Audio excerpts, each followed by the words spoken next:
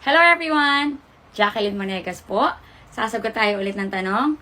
Ang question niya, paano daw po mag-turn on ng professional dashboard? Ang gagamitin kong account guys para mas masundan nyo ko ay yung bago kong account sa Facebook. Kasi yon hindi pa naka-turn on ang professional dashboard. Let's go! Let's start!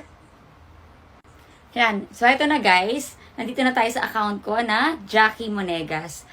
Siyempre, you want to turn on your professional dashboard, no, para makapag-start na kayo kung eligible na kayo.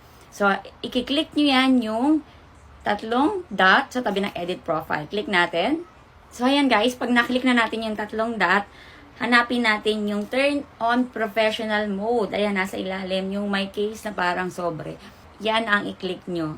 Click natin. Pag na-click nyo na, makikita nyo na dyan, turn on professional mode. Add new tools to your profile so you can grow as creator on Facebook.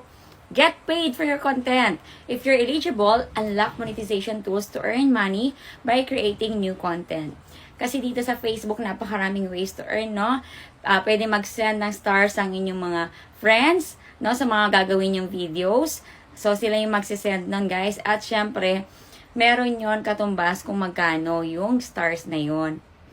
Pwede yun guys pag meron na kayong 1,000 followers for at least 60 consecutive days. Yan. So, see content insight guys. See content insights.